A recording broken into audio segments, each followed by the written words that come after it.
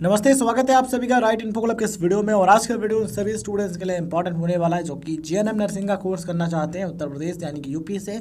अगर आप यूपी के सरकारी कॉलेज से नर्सिंग करना चाहते हैं, जीएनएम नर्सिंग का कोर्स करना चाहते हैं और आप जानना चाहते हैं कि एडमिशन का जो फॉर्म है कब से स्टार्ट होगा, कौन इसमें अप्लाई कर सकता है और कितने परसेंटेज होने चाहिए फॉर्म भरने के लिए, इसके अलावा एडमिशन का प्रोसेस क्या रहेगा, क्या एंट्रेंस एग्ज़ाम यानी प्रवेश परीक्षा देनी होगी या फिर आपको 12th के जो मार्क्स हैं या फिर 10th के जो मार्क्स हैं उनके आधार पर, मतलब कि मेरिट के आधार पर एडमिशन मिलेगा। तो अगर आपको इन सभी सवालों के जवाब चाहिए तो वीडियो के एंड तक बने रहिए। साथियों, हर एक चीज़ को आपको समझना इंपॉर्टेंट है, इसलिए वीडियो को बिल्कुल भी स्किप मत कीजिएगा। चलिए बात कर लेते हैं मेरिट वाले फॉर्म के बारे में, मतलब कि जहाँ पर आपको कोई भी एंट्रेंस एग्ज़ाम नहीं देना होता है, 10वीं और 12वीं के जो मार्क्स हैं यानी कि जो मेरिट है उसके आधार पर एडमिशन मिलता है। तो वे जो फॉर्म है, ये इनका नाम है कार्यालय महानिदेशक प्रशिक्षण चिकित्सा स्वास्थ्य एवं परिवार कल्याण उत्तर प्रदेश लखनऊ वाले फॉर्म। ठीक है, बहुत सरल भाषा में आप ऐसे समझिए। तो इनके द्वारा जो फॉर्म जारी किए जाते हैं, इनमें 10th और 12th के जो मार्क्स हैं वो मायने रखते हैं, इन्हीं के आधार पर एडमिशन मिलता है। अगर हम बात करें कि फॉर्म कब से भरे जाएंगे, 2024 के यूपी जेएनएम 2024 के फॉर्म देखिए 2022 में फॉर्म भरे गए थे साथियों, मई के महीने में। ठीक है, 1 मई से फॉर्म स्टार्ट हुए थे, 31 मई तक फॉर्म भरे गए थे।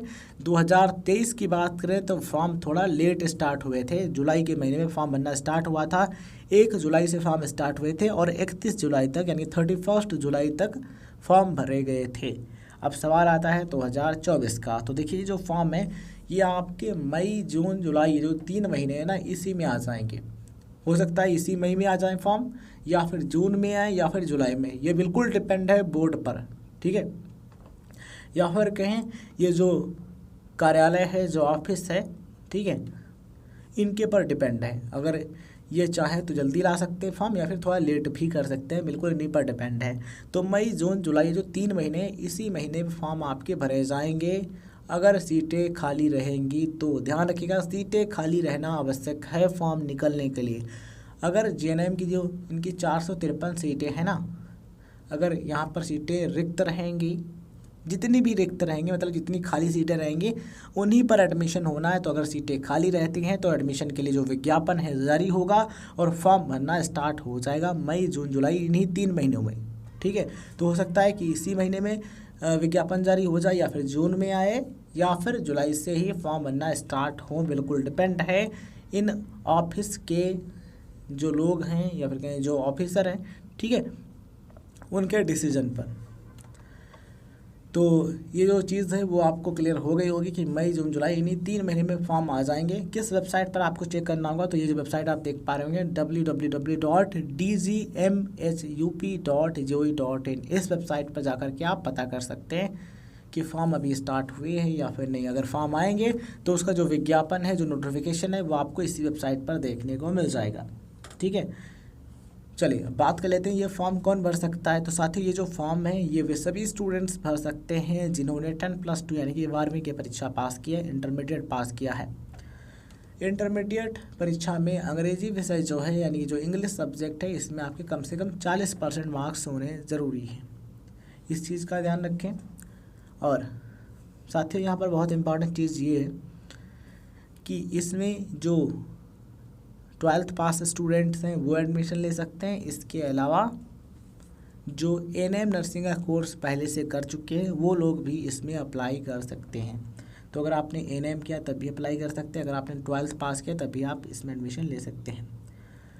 अभ्यर्थी को इंटरमीडिएट परीक्षा 10+2 अथवा समकक्ष परीक्षा में सामान्य या अन्य पिछड़ा वर्ग के लिए न्यूनतम अंक 45%, मतलब कि अगर आप अन्य पिछड़ा वर्ग यानी कि ओबीसी कैटेगरी के कैंडिडेट हैं या फिर जनरल कैटेगरी यानी कि यूआर कैंडिडेट हैं, देन आपके कम से कम 45% मार्क्स 12th में होने ज़रूरी हैं। अगर आप एक एससी या फिर एसटी कैटेगरी के कैंडिडेट हैं, देन 12th में 40% हैं कम से कम, तब भी आप इसमें अप्लाई कर सकते हैं। ठीक है, तो ये अप्लाई करने के लिए कम से कम परसेंटेज है।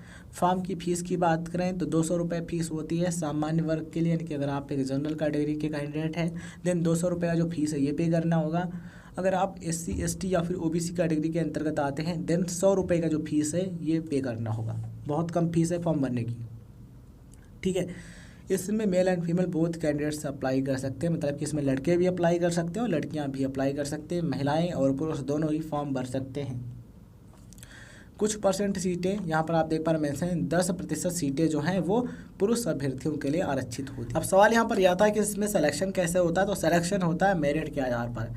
10th और 12th यानी कि 10वीं 12वीं या फिर कहें हाई स्कूल और इंटरमीडिएट में जो आपके नंबर मिले होते हैं, मतलब कि जो आपका परसेंटेज रहा होता है उसका एवरेज परसेंटेज निकाला जाता है। उस एवरेज परसेंटेज के आधार पर मेरिट लिस्ट तैयार की जाती है।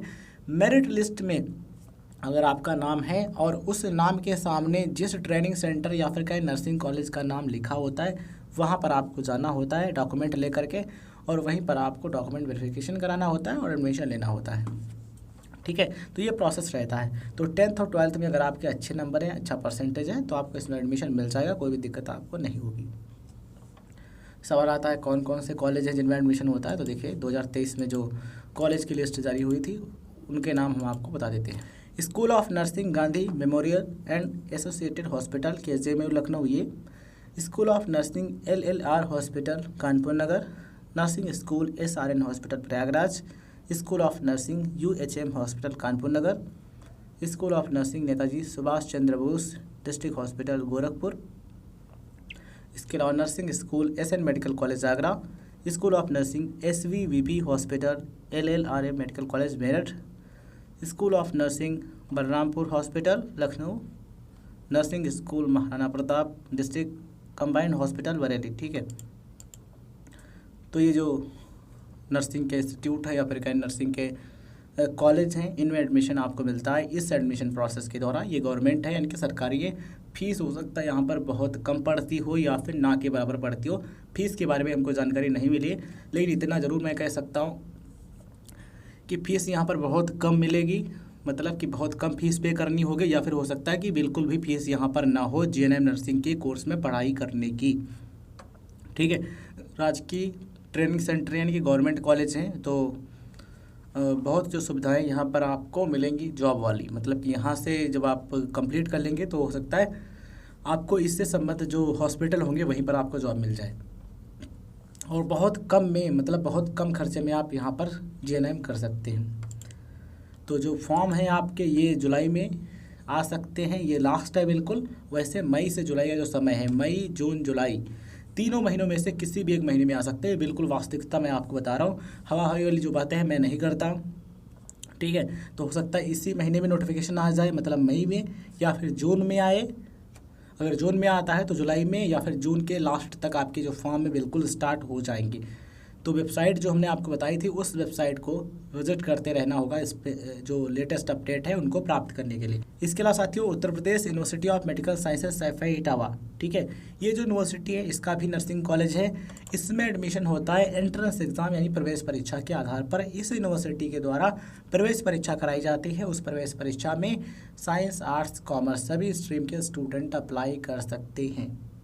ठीक है, पिछले वाले जो फॉर्म हमने आपको बताए हैं उनमें विज्ञान यानी कि साइंस स्ट्रीम की डिमांड की गई है, जबकि ये जो फॉर्म है Uttar Pradesh university of medical sciences Saifai Etawah के, ठीक है, इसमें साइंस आर्ट्स कॉमर्स सभी स्ट्रीम के जो स्टूडेंट्स हैं उनको अप्लाई करने का मौका दिया जाता है। मतलब कि आप आर्ट्स वाले हैं, कॉमर्स वाले हैं, साइंस में PCM वाले हैं या फिर PCB वाले हैं, तो आप इसमें अप्लाई कर सकते हैं इस यूनिवर्सिटी के एडमिशन के प्रोसेस में।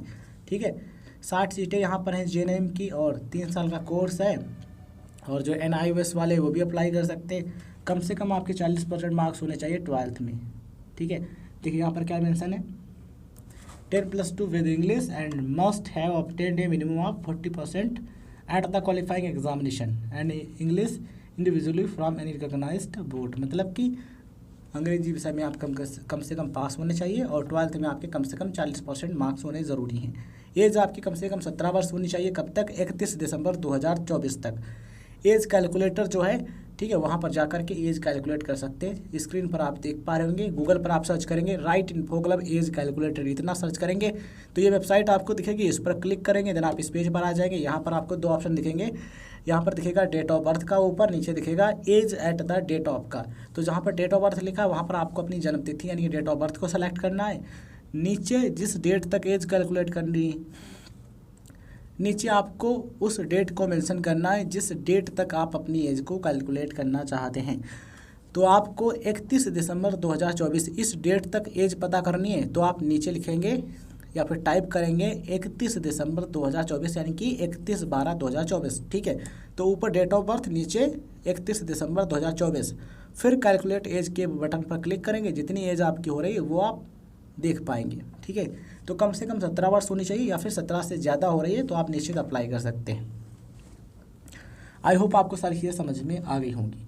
ये जो यूनिवर्सिटी है, इस यूनिवर्सिटी की जो फॉर्म है ये भी आपके जून से जुलाई तक आ सकते हैं। लेटेस्ट अपडेट के लिए आप इस यूनिवर्सिटी की जो वेबसाइट है उसको विजिट कर सकते हैं। इस वीडियो को यहाँ पर एंड करते हैं, मिलते हैं किसी नए वीडियो में। कोई कन्फ्यूजन है या पर आपको चैट सपोर्ट चाहिए, प्रॉपर चैट के माध्यम से आपको कई सारे क्वेश्चंस पूछने हैं, देन आपको वीडियो के डिस्क्रिप्शन बॉक्स में लिंक मिल जाएगा राइट इन्फो क्लब के टेलीग्राम चैट सपोर्ट ग्रुप की। उस लिंक पर क्लिक करके आपको कुछ जो फीस है वो पे करनी होगी। उसको पे करने के बाद ग्रुप में जुड़ जाएंगे और जितने भी क्वेश्चंस होंगे आप उनका जवाब पा सकते हैं टाइम टू टाइम, ठीक है।